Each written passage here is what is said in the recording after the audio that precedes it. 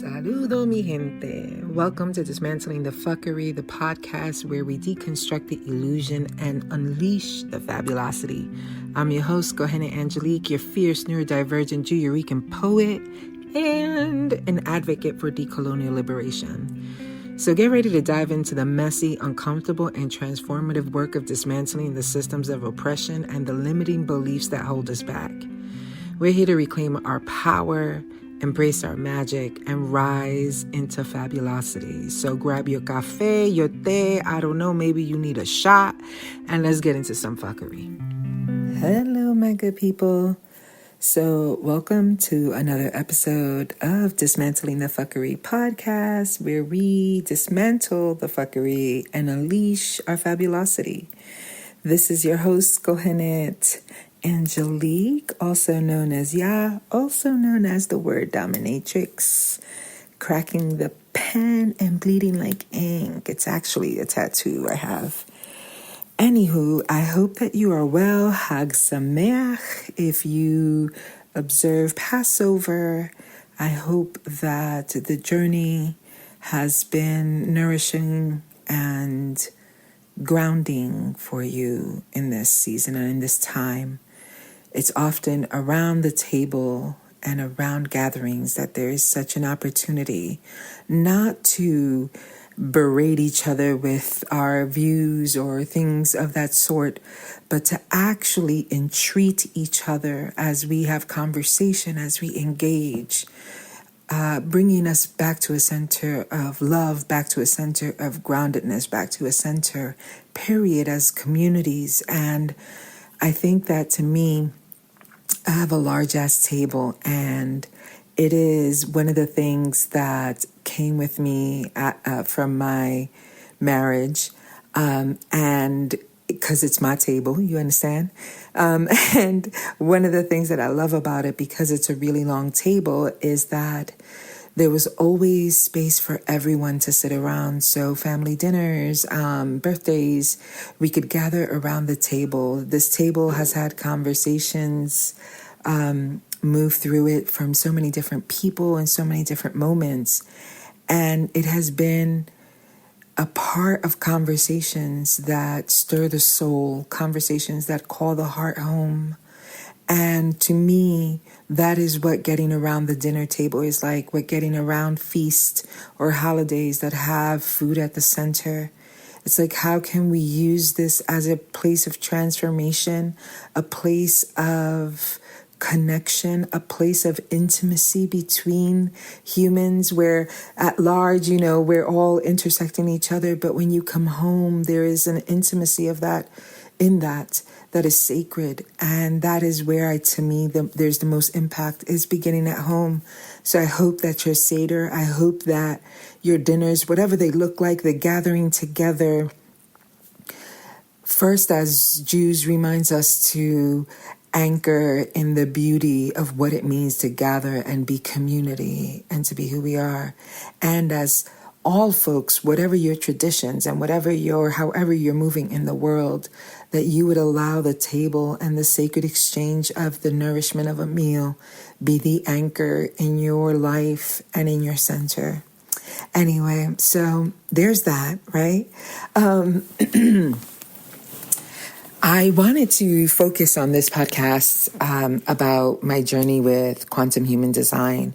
I've been putting up posts and just doing a little, education around some basic pieces of the human design chart. And when you hear me say human design is what was channeled through. Oh man, I'm gonna say Ra because I can't remember the full thing. And when I say quantum human design, it is from the bones of human design, but moving forward, right? Like looking at the story going forward. And the traditional human design is really looking at the ways that we need to decondition and, kind of do that really, I want to say it's a time of a lot of turmoil because you're learning the ways that you've been operating outside of yourself and operating outside of your design. And I think of this in so many layers, right? Because I think you're this divine spark, we're this divine spark, and in being a divine spark and being a unique expression of the divinity or the cosmos, right, is understanding that no two things are the same. And that's how marvelous and how brilliant it is to look at each other from this place of like, oh, there's actually a way I move, a way I function, a way I grow, a way I engage in the world. That is a unique, combination of my constellation, right? And that constellations. And in that, I look at you and I say, oh, this other being is also a unique, right, constellation. It also has within them a multitudes of threads connecting to the past, the present, and the future. And so when you're beginning, you're kind of like coming to and realizing that you've been operating, depending your culture, your society, right? Like the society you're moving in, your family's history. You have been conditioned toward a particular perspective, patterns and habits and all of those things. And this is where we can sometimes find the really painful stories, right? Where there's like this, for example, when I joke around about this a lot, I'm not a morning person, etc. But if we can exchange that for a lot of different ways that in our society we govern what's okay and what's not okay, right? And so we've managed to become a society that is constantly dictating the standard regardless of the individual or the uniqueness of the individual. And that becomes our conditioning, right? And to decondition is to begin to move away from the places that you are not being your design yourself, right? So human design speaks to the not self. Quantum human design, when it's looking at the story, and this is ckery Parker, I have just, absolute love for this woman and the way she's bringing this work forward. And I'm excited to be a quantum human design reader, and I'm almost finishing up my transformational quantum human design coach. And for me, there's these pieces around like, I understood the base of, human design, but I wanted to know more about the conversation of after moving forward, where we're evolving to and how to be ready for that, right? Because I think it's not just like, oh, the nightmares of not being yourself, right? Those things, we understand that and we know that we need to heal that, but what is beyond that? That's the thing that we may find the most challenge with, because if you don't see it modeled, you don't know that it's possible, right? So, for example, if you're the type of person, on some of my email replies or some of my my scheduling stuff has often had. I tell clients, book one time and then a backup time. So you're booking 2 different dates just in case the first one needs to be canceled for whatever reason. We have the second one available, right? Because as a neurodivergent person who has chronic illness or who experiences chronic illness, for me, I may arrive to that day and it may be a no-go. I may have gotten sick. I have IBS and, I may have gotten really sick or other thing, or, all my shit is activated. And in that, I was trying to create the space that if we didn't meet that day, then we have already set another day, right? And this is a way of me helping myself.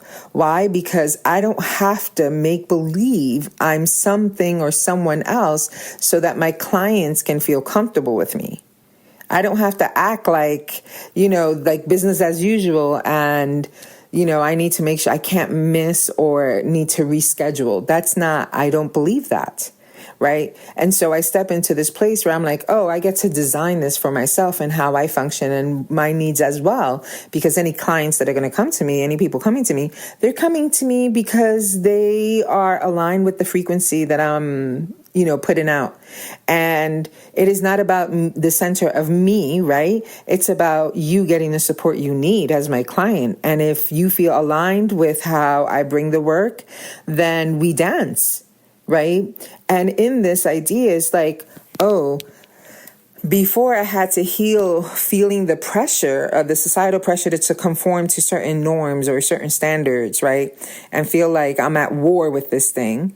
And now I'm able to be like, oh, wait a minute, I'm going to do this in a way that actually supports me, because what I believe about my business and what I believe about my clients or my customers is that they actually want to bless me. They actually love my work. And they believe that the gifts that I have may be of service to them, and that they're going to walk away from their engagement even more liberated, right? Like, and supported and affirmed. And because of that change, because of that belief, I get to move in a way that makes sense for me. And so quantum human design has given that, right? Where it's like, what's beyond that? Beyond that is the fact that I'm able to design a way of scheduling folks that actually works for me and works for the people. That if they aren't able to make it, there's no here that they have to make believe and try to cross the T's and dot the I's, right? We take care of business, but we're not like over here oppressing each other with it. And that's what quantum human design represents to me, is where we're going next and what we're evolving to. And I want to be part of that. And so as I like peel back my chart, and, at first I was so resistant because I was like, I don't know about this. I don't know, this is having all these belief systems intersecting. And y'all know, if you don't, a lot of my work has been decolonial, anti-racism work, moving from just like that basic 101 anti-racism to an understanding of colonialism and the contracts that we perpetuate as part of that ideology, where it's like we could just grab from other cultures and do whatever. And while my community, my people don't come from that, our conditioning in America as a diaspora, we've assimilated so deep that sometimes some folks be wondering whether we're Puerto Rican, right? Be wondering whether we have an ethnic identity, because our asses be trading out shit like nobody's business. And that to me is like, oh, wait a minute. I want to be part, right? Like, I want to be part of transforming that. How am I doing the same thing? How am I extracting from other cultures? So when I came across human design in the beginning, for me, I was like, oh, I'm not sure about this. Here's another, white man thing. And it is, right? And so to speak. And I'm like, as I continue to interact with it, and it spoke so fucking deeply to me, I'm like, wait a minute, there's something here, right? There's something here, because this thing is really speaking to my soul. Like, it gave language for things that I didn't know how to articulate, that I felt or that I inhabit, right? And didn't know how to communicate that.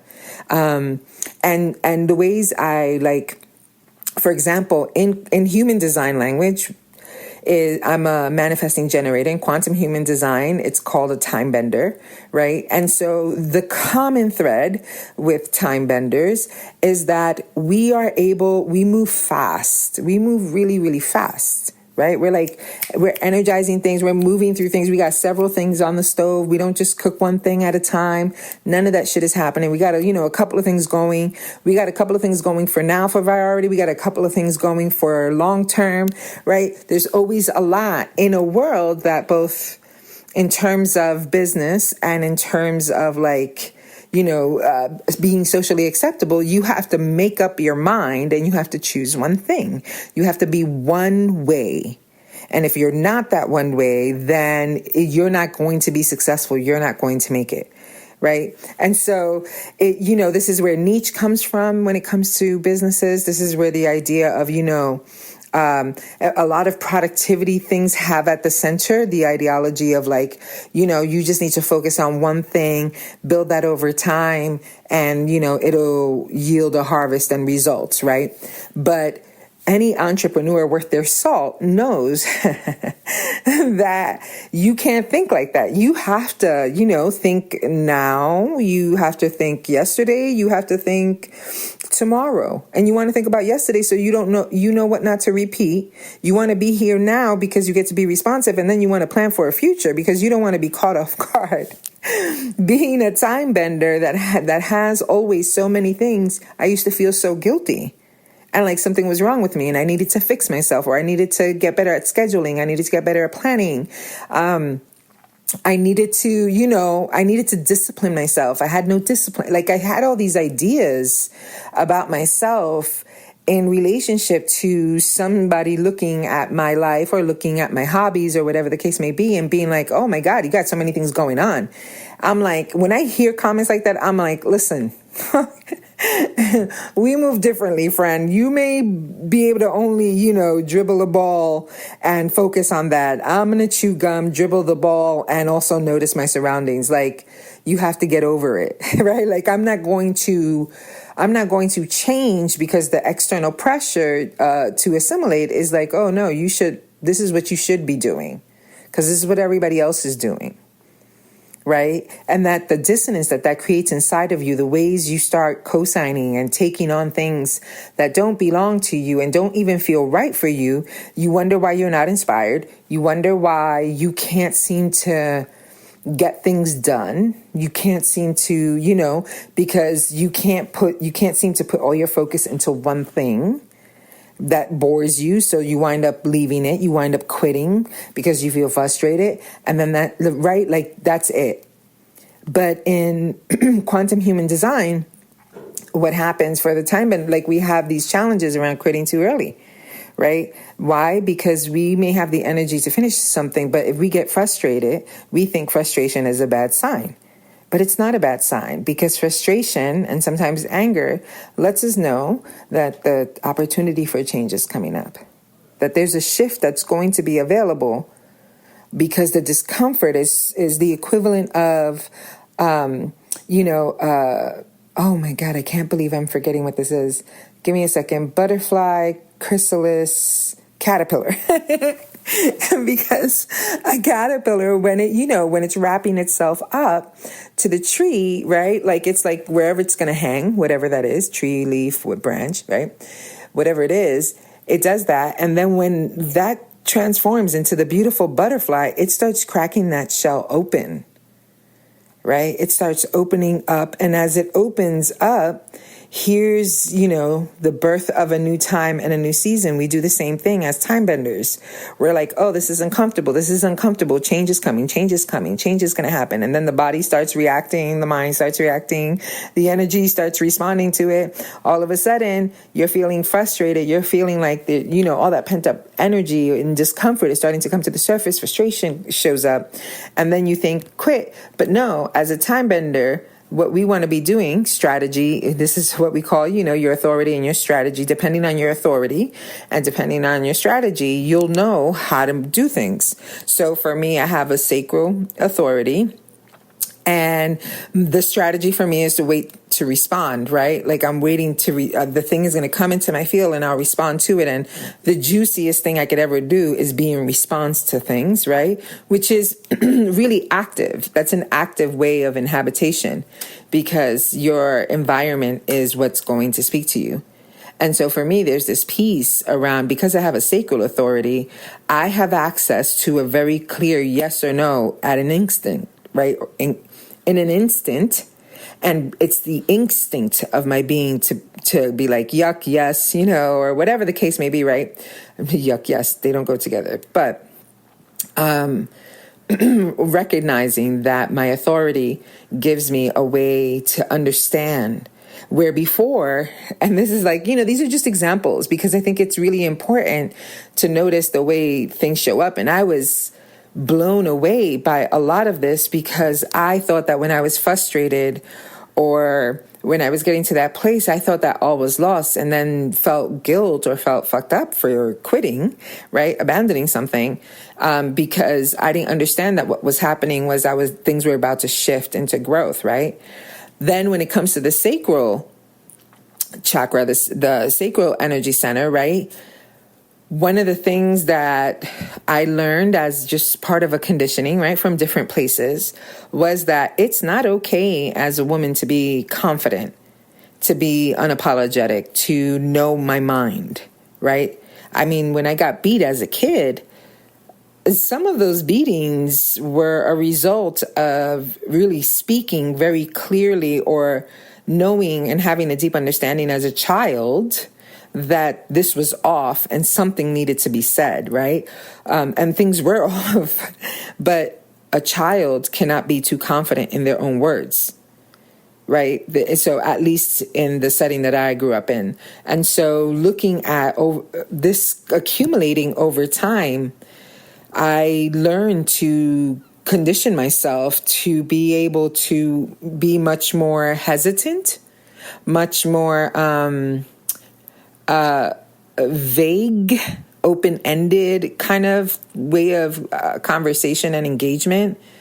And also, like, in order for another person to feel like they could take up space in my world meant that I needed to make sure I wasn't. And that in doing that, I would have to endure a person's being imposed by an opinion or a mindset, right? Excuse me. And if I was dead set on something, then apparently the person felt imposed upon. Meanwhile, that was never my ask, right? So this pull and tug of needing to not speak so assertively and not be so sure of myself grew into a very large insecurity, my friends. And I will tell you, it was one of the most painful places of shrinking for me. And when I started doing like community work where I was facilitating all different types of, things, dealing with social justice. And then on top of that, most of the folks I was working with were white folks who had so many moments of like resistance and so many moments of like battling me, right? Battling me and not looking at their own racism, their own internalized racism, right? And that internalized oppression. Forgive me, internalized oppression.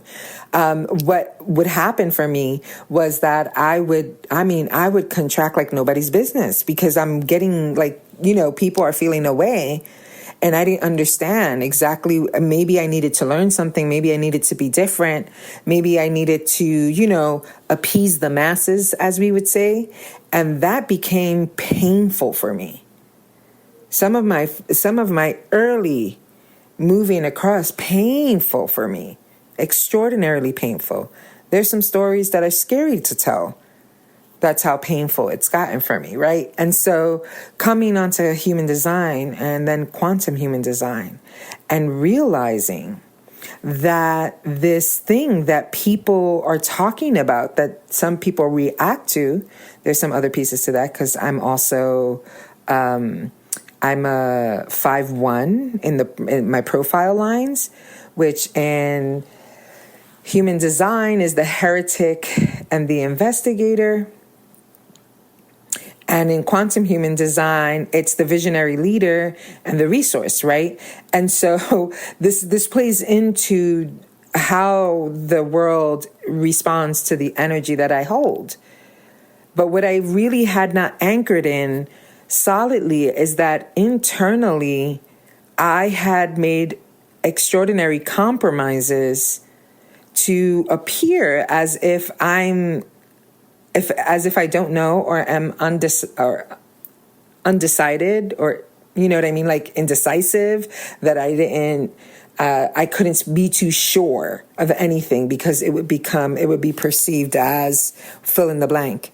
It took me several, and I mean a handful or maybe 2 handfuls of experiences before I came across something that helped me just like open my eyes and be like, oh shit, that's what's happening, right? There's a response. I live in a projection field. And because I live in a projection field, a lot of the perceptions, but how do I know the distinction? Because this is a conversation for later, but the distinction between people projecting onto me and what is really me, what shit I come with that I need to be responsible for. And so there is a distinction. But what I'm talking about is the part where there is in experiences that I have that people are perceiving particular things that I can control. But I thought that it was my job to fix whatever people were saying that they thought needed to be changed about me. and this caused me enormous pain. Come across human design and quantum human design, world blown away. I cried because I realized that on a deep level, the amount of grief I had because I couldn't listen to my own authority. It was perceived very in a threatening way when, and you have to understand, I'm Puerto Rican, so the way I speak, and it's depending, right? If I'm in my poetic, zone and vibe, then I can just flow with it. If I am excited, if I'm passionate about something, and if I'm angry, I'm all of those three things at one time, right? Like I'm expressive. And so if I speak not from a position of fear. I speak with authority. I'm speaking my words. I also have a motorized throat, so I'm able to communicate, right? That's what makes me, a poet and a writer and things like that. And so when you have these pieces that start coming to you, start causing the awareness of like where you're in your life, where are you in your life compromising? Where are you shrinking? What have the stories been that you internalized that others were reflecting to you, knowing and unknowing? Because when you come to your design and you start looking at the pieces, and so if you don't know yet, and you're like, what are you talking about? I'm talking about human design, which uses your birth chart, time, day, and year, and location to get where the stars, where things were when you were born, right? And based on there's two things in human design, period. In your regular chart, you have a design time, a design line, and then you have a personality. So it's when you were conceived, if we want to say like that, and then when you were actually born. And so these make up this rich chart that is connected to Kabbalah.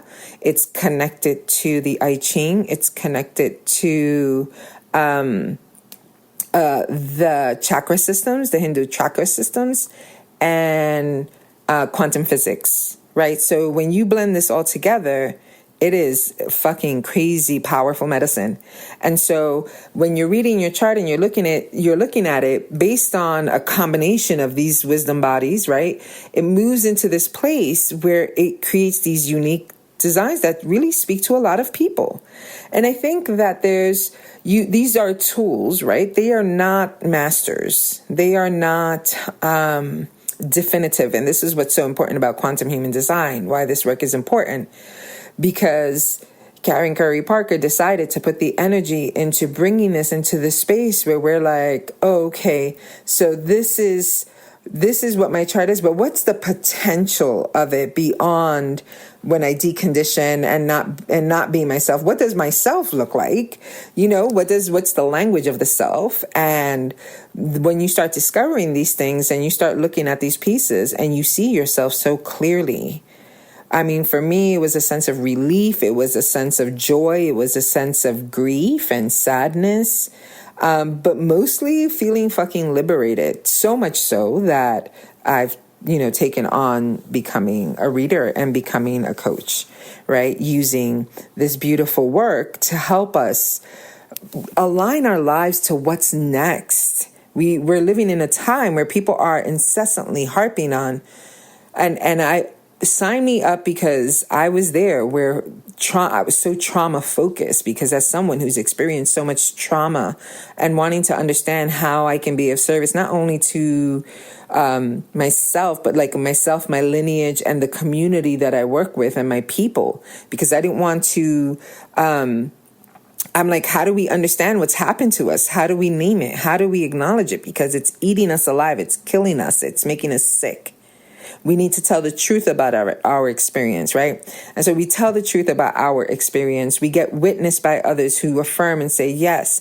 We begin to understand how that has been so intricately laced into our personalities because we've been surviving for so long. We actually don't know thriving, and we actually don't know what it is to be fully ourselves and be loved and accepted in that place, because trauma has a way of distorting all of that. And I'm like, all right, let's talk about that. We're going to work through that. I thought it was about just like being healed. Well, I don't subscribe to that anymore, because I believe that it's a path. It's an active journey. It is a process.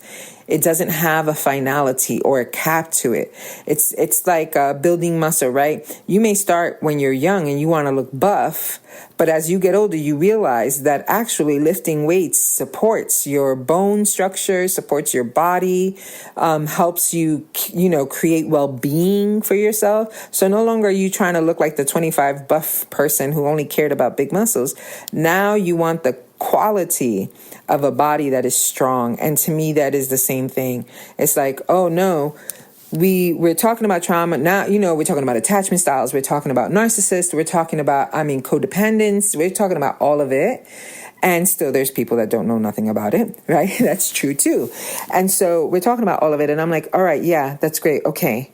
But how is that perspective impacting my capacity to see the future? That's the only thing I'm focused on. Is there more to life than this? Is there more to life than healing my fucking trauma? Is there more to life than serving the purpose of my soul? And what I mean by that, I know that one's a hard one, but listen to what I'm saying, because there's a lot of this in the spiritual fucking community where people don't know how to be anything else than fill in the blank, whatever the titles are, whatever the assignments are, right? They don't know how to be anything other than that. And they're that, like, if they are parents, they don't know how to be parents and that. They are only that. And they parent from there, right? And not that this is wrong, but you are not just the totality of one aspect that you play, one role that you play. You are the totality of many roles: the friend, the partner, the person, right? Like, you are a combination of things that are really important and that are necessary to acknowledge. And so when I'm like, there has to be more, because it doesn't make sense that I just live for this, right? For this one thing, or that everything is defined by that, but that my life is enriched by everything I'm surrounded by. That there are different ways that I can engage with the world and still keep the fabric of my being intact, because I know what it is. I know who I am, right? And not a static thing. I'm like constantly growing and evolving. And the more I learn, every time I learn something new, there's an update to the system, right? There's a install, right? And that I can trust this process about myself to show up for it. And that I also know that, based on some other aspects of my chart, whether it's my profiles, whether it's the centers that I have defined or undefined. And if you want to know more, head to the website or head to the social media link. And you can get not just your chart, you get your chart. You also get an introduction to quantum human design PDF. And you also get to be on my mailing list when I need to send out shit, whenever I send out the shit, right? But you can get the information there and also learn the other pieces of the system, right? Where it's like you have these chakra centers, and then some of them are defined, right? Where you have just like you're looped in and deeply connected to your own energetic frequency around something. And then sometimes it's undefined, and that means you're open to tasting other frequencies as well, right? In a bigger way. And so when you start looking at your chart and you start looking at these pieces and saying to yourself, oh, okay, that's why sometimes I feel like I'm a chameleon, or people tell me I'm a chameleon, because I get to play with different identities, right? Or you're the type of person who has, your authority is the emotional solar plexus, right? The creative center. And so you have to ride waves of emotions before you like anchor and arrive at your inner knowing. So you'll have this idea or something, and then you need to chew on it for a little bit. For some people that happens, fast, up and down. And for some people it's a slow ride. And for other people it's up, down, right? Emotionally. And then they finally make up their minds, right? Because they still feel whatever. They still feel the yes toward whatever the thing that they're deciding for, right? Now, if you look at people who have this, what you're going to learn quickly is how our society what our society says about people like this. Like, why can't you make up your mind? Why are you so undecisive? What's wrong with you? You need to be assertive, right? There's all this language when that has nothing to do with it. The person needs a moment, however that works for them, to go through their process, to go through their waves, their emotional waves, and then they arrive where they need to be. And then it'll be a clear yes and a clear no, but you need to give them a minute. Right? And so it's not that they're undecisive. I mean, I'm not saying that everybody that is undecisive, this is what's going on. I'm saying that for people who have, this particular center defined, the emotional solar plexus, and it's their authority, right, in their chart, well, then that means that these folks need to ride an emotional wave. And what that looks like for each individual is different. And so when I'm talking to my clients about it, we're talking about how do we do that? How do you do that? Like, how do you ride a wave? And what are you looking at? You're looking for it being a straight yes, going up, going down, going up, going down. At the end, you're still at a yes. This is what I want to do. This is what I choose. This is fill in the blank, right? And because your first initial response may be, oh, yeah, you're so excited. Then later on, if you're the type of person that this happens to, later on, you change your mind. Later on, you change your mind and you're like, oh, my God, I'm so inconsistent. Well, if the initial yes would have been vetted through a little window of time, you would have known whether that was actually a yes for you or an actual no for you. But often we operate under urgency. If we feel excited, we commit, and then boom. And then we go through cycles of guilt and, feeling like a failure and feeling like somebody who's inconsistent, undisciplined, because you can't make up your mind or you can't stick to something, right? And so this is why all the pieces of the chart speak so beautifully to so many different identities and inhabitations, not as law, not as some sort of dogma. And if you see out there in the human design world, it's very dogmatic people. If you like that, go get it. If you don't like that shit, stay away from that. Stay away from the always and nevers. Stay away from kind of that shit, because then it's not being used as the tool. It's meant to help you accomplish the goal of being fully yourself, not impede, not limit, right? And it's meant to be relevant. It's meant to evolve with you, that you're growing and learning. Oh, this is what works for me. Oh, my incarnation of the cross, which is kind of like you're kind of like I want to say, purpose, right? Kind of the thing you're here for operates from those. Your incarnation of the cross is the two top numbers on your chart, and they tell you what you're here to be doing in different ways, right? And so it's really beautiful to have that information where you're like, oh, no wonder I feel a general, right? It combines really important information and then lets you know, oh, this is why you feel so called to this type of work or that type of thing, because this is what you're passionate about. When I looked at my incarnation of the cross, I cried. This is often my reaction when something deeply impacts me, because when I read it, I was like, I couldn't have said that better myself, in terms of I am here to help transform the story of pain, the story of limitations, right? That's why I'm priestessing liberation. I am a priestess of liberation, because my commitment is to dismantling the fuckery. My commitment is to bringing you home to yourself, not to my way of being, not to my, whatever fucking 5 steps to fill in the blank. It's not about that. It's about your liberation, your agency, your sovereignty. It's about helping you return home, helping you reclaim your throne. Fuck it. Let's go one further. If you're a sacral authority, helping you reclaim your sacral authority so that you can hear your yes and no clearly, right? Like that's what I'm here about. That's what I want to see in the world. And when you look at my incarnation of the cross, it's like, oh, of course, right? I'm here. I'm built for leadership. How my leadership looks is going to be different, because I mainly often have this honor of being able to influence leaders of, very large movement or very large work in the world, where I get to sit and have these conversations and share, what comes through and what shows up, and that it's a blessing to people. I don't ever take that shit for granted. It doesn't matter that that's what I'm designed to do. I don't take it for granted, because I've had the honor of having the trust of people who are responsible for others. And that's something that you always have to look at. Your influence matters. And when you understand with clarity what you're here to be and do and how you move, right, in a way that can only bless you, that can only make you feel good about the environment you live in, feel good about the way you love, feel good about the way you connect to other humans, and stop guilting yourself and shaming yourself into some sort of contraction because you're afraid.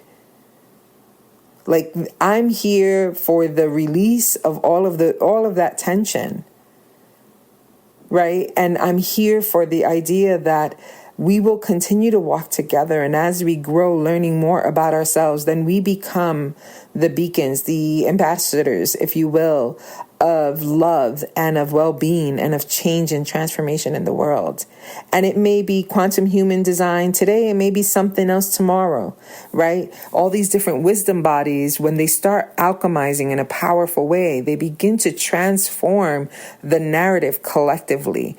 And now let me insert right in here, just in case, I want to insert into here the idea that it is with great reverence. It is important for you to know and have some understanding, not memorize, nor not about replicating, what you read verbatim, but having an understanding of where these systems, the wisdom bodies come from. What are the oppression that the people who are the carriers of that experience? When we think about Kabbalah, Jewish mysticism, right? What are the experiences my ancestors have had as a result of being mystics, right? And recognizing the costs. And what I mean by that is that they paid a price so that I could be here today. How am I honoring that with my study of Kabbalah, with my study of mysticism, with my study of these things, right? How do I honor the I Ching, right? How do I honor Chinese culture that has brought us I or E, I'm not sure which one right now, but right, that has brought this wisdom forward and has shared it with the world. How do I honor that? How do I ask questions? How do I inform myself, right? So that I'm not just grabbing or trying to extract just one thing, but that I have an understanding of the pieces that inform this. I may not study or take on the whole wisdom body, but it's important to honor it, and then it's important to look for ways to contribute to their liberation as well, right? Like, that's my job as a person engaging with these wisdom bodies, and to make sure that I'm taking the time to understand that is chakra and not chakra, right? That I take the time. I'm not going to do it perfectly, so it's not about perfect, but I'd rather try than not. I'd rather take the time to figure out how to honor in a way that is respectful, and how to move the work forward in a way that allows for the ways we can be transformational ambassadors in the world that we live in, right? So that's how I work with this idea, right? And trying to honor. Now, and here's the thing. Each person must do what their own heart offers up as a conviction. So there is I'm not trying to defend myself, and neither am I asking you to drink the Kool-Aid. You must, in my favorite parasha portion of the Torah, Lech Lecha, you must go for yourself. You must study for yourself. You must ask questions for yourself. And when you step into the container with me and you trust me with your heart and your being, you have to understand that I do not take that lightly, and that the way I engage with what I do centers liberation, centers agency, and honors the fact that you and I are two distinct people. I'm not here to shape you in that way. You're not here to shape me. We're grown-ass people walking together on this earth, right? And so when we do it from that place, you can be like, I don't believe in it. Well, I don't think it would be great or ideal for you to work with me if you don't, because it's a tool that I use. I mean, we could go solely channeling, but that would be a lot.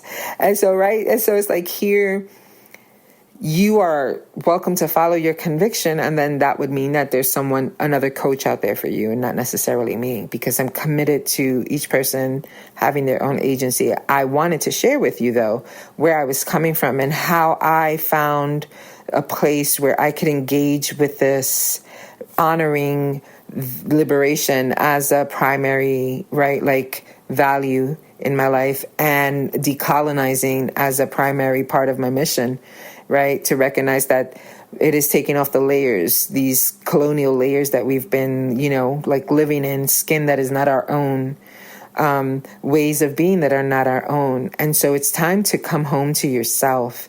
It's time to come home to breathe fully, right? To really be expressed in this world. That is what you and everyone on this planet deserves and is worthy of. And so for me, quantum human design then came this beacon, this container that I'm enjoying and loving, in bringing this awareness to you and as a support tool for you, because I think it's so powerful and impactful. And if you know me in any degree, or you've been listening to me in whatever way, you know that there's a couple of things I don't do with ease.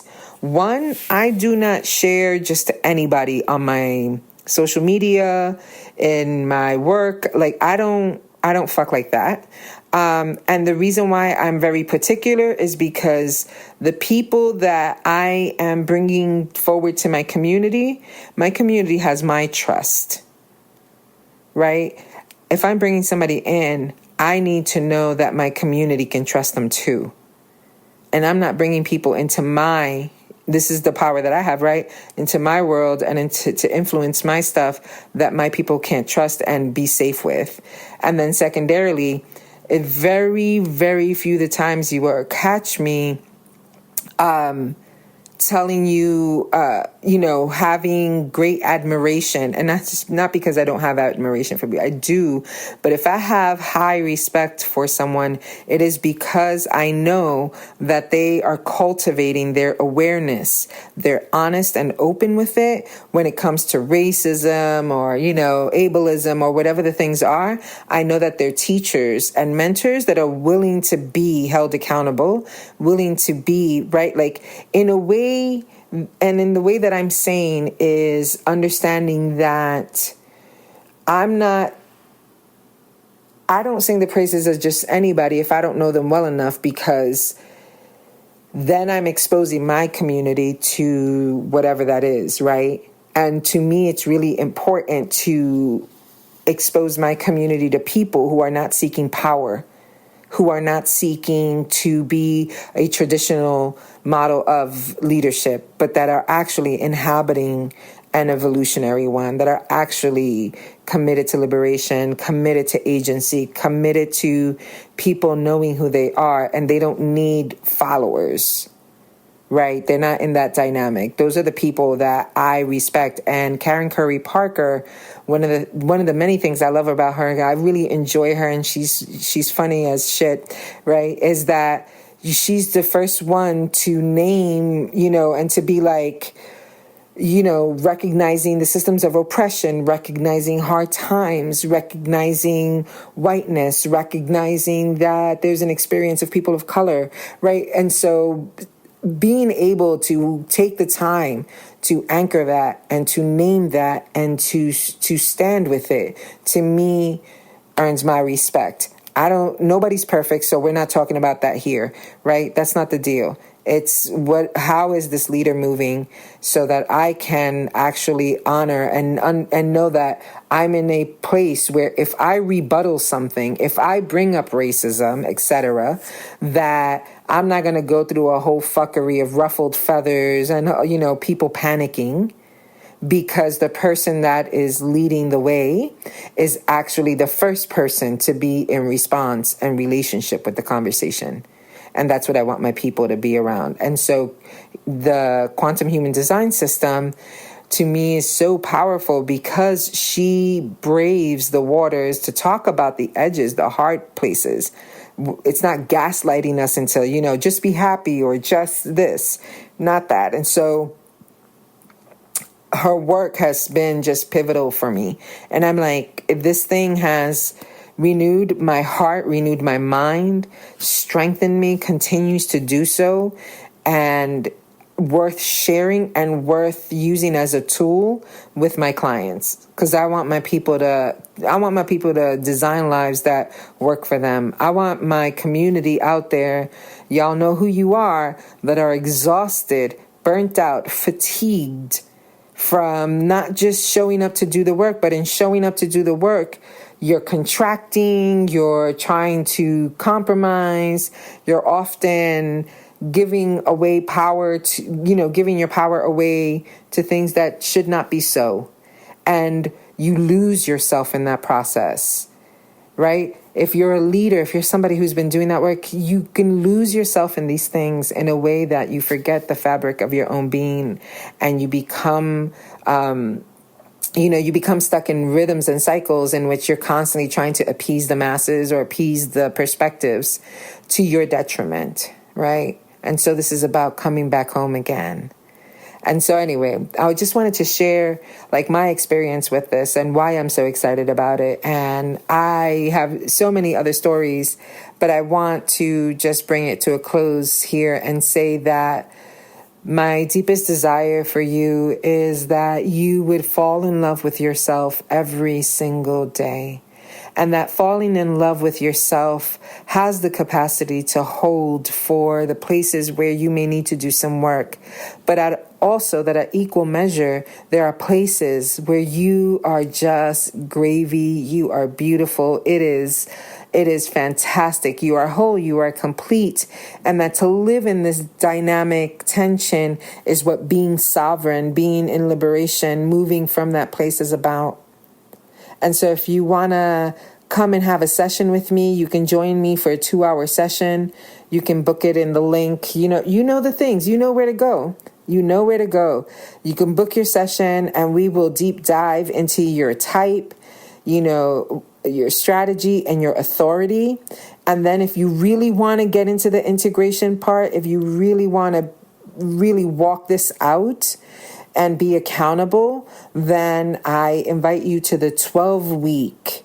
And the 12-week package is the Reclaiming the Throne, right? Where you're taking an area of your life, whether it's spiritual, whether it's romantic, whether it's physical, personal, mental, however you categorize your pieces. We take that and we begin to look at your chart. We look at your centers. We begin practices of integration and check-in, right? Because that's what it really is. It's like having this place to check in. So you're not just floating off into the land of whatever, but that you are actually doing the work of integrating in such a way that it allows you to entirely shift your orientation. And I promise you that is exactly what happens at the end of 12 weeks. So other than that, you know where to find me. Find me here. You find me in Substack, Priestessing Liberation. Go to the website, Facebook, Instagram, TikTok, all of the things. Be sure to like and subscribe because it's so helpful to me. And please share. I think that the more we share with each other, I know we're overloaded, and I want to acknowledge that because we have so much information coming. Then I invite you into a respite from the noise and from the action out there to come in, to make a cup of tea, to sit down, and let's have a talk. I love you so much. Again, sharing it with people allows this place of others knowing that there's some place that they can come in out of the rain for a moment to breathe, to center, and then go back out again. So deep love, deep blessings to you. Until next time. And we're just going to move with the flow here and start talking about the other pieces of the chart. So stay tuned and, all of the things, whatever's coming up. I got some stuff that I want to talk about spiritual sovereignty, but I'm not going to get started. I am not going to get started on that now, because I think it's time for me to rest my lovely head. But nonetheless, stay tuned to the next episode of Dismantling the Fuckery so that we can unleash your fabulosity, so that you can sit in your throne of sovereignty. Until next time, adios mi gente. Bueno mi gente, thank you for joining me on this wild and liberating journey of dismantling the fuckery. Remember, we are the architects of our own liberation. And if you enjoyed this episode, don't forget to like, subscribe, and share it with your people. Do all the things. You know what it takes for us to keep these frequencies rolling. Together, we will transform the world from a place of fuckery into a realm of unapologetic fabulosity. Stay fierce, my loves. Stay fabulous and keep dismantling. And if you want me or need me, yes, you heard me say that right, you know where to find me at priestessingliberation.com. Nos vemos ahorita. Adiós.